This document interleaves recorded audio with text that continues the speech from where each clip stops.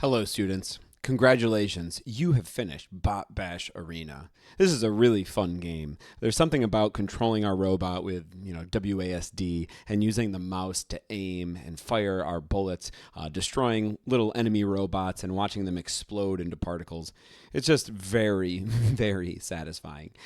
You might be happy to just continue to play that game over and over and over again. But you may be sitting there going, okay, we finished this game, so now what? Where can I go from here?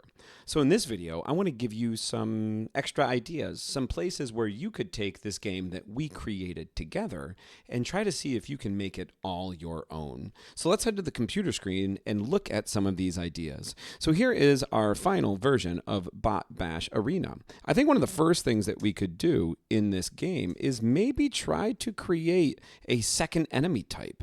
Right now, all of our enemies do one thing, and they do one thing really well. They track the player. But it might be interesting to see if you can create a second enemy, maybe a heavier bot, one that can take multiple bullet hits, or a faster scout that has a different speed, moves a lot faster, or a sentry that just moves back and forth across the screen almost like an obstacle. I think this is a natural extension to our game because we already have enemy arrays, our enemy spawning, our enemy movement, and collision systems in place. You would just have to mimic them for a brand new enemy type.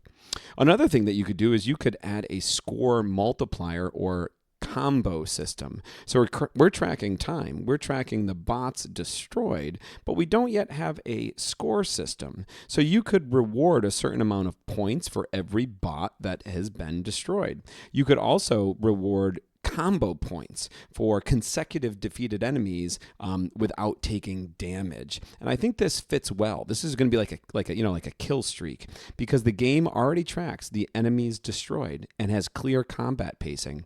All we have to do is create a score system that implements and uses the information that's already in the game.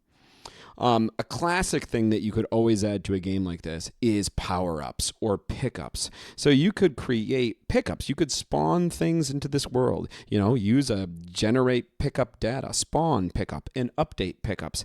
And you could spawn them randomly throughout the world. And if you pick them up, it could give you some competitive advantage. Maybe a short bonus such as faster aura recovery or paused heat gain, or temporary rapid fire, or something that is like a bomb that clears all of the enemies on the screen. I think this is super feasible because the game already has timing and collision ideas and our HUD feedback built in, and we know how to spawn enemies and spawn objects into the game. So it's a natural extension to spawn pickups.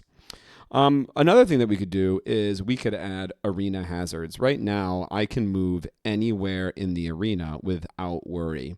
But what if we had a couple of hazards? Like we had a mine, that if we went over the mine, we took a lot of damage. Like maybe a mine spawns right here, so I have to avoid that spot. If I hit it or collide with it, I would suffer maximum aura damage. We could also use, like laser lines. Imagine if we had a line that was just across the screen that moved down the screen that we had to avoid, otherwise we would take damage. And I think this could work because our game already has really strong movement mechanics and updating loops to move these sort of hazards throughout our game world. And then lastly, I think this would be super cool. Could we add like a boss or some type of survival milestone? Like, maybe if you survive every 30 seconds, you get a swarm of enemies or a boss, some big enemy attack that appears on the screen. It could be time related for spawning, or it could be enemies destroyed. So every time you destroy like 25 enemies, you get this monster, this boss monster that shows up. I think this is a really strong next step here because the game already tracks our system uptime, which you could use to trigger this event, or it tracks the number of bots destroyed, which could be used to trigger this event.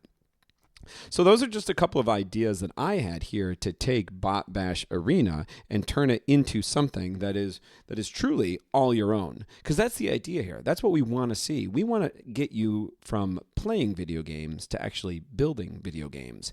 And we did that here in this video series. And now you can jump to the next level. You can take a game that we made together and truly make it your own by using your own creativity and your own understanding of computer science in game development to turn Bot Bash Arena into not our game, but your game. So I hope you have great success doing that, and I can't wait to see you in another video.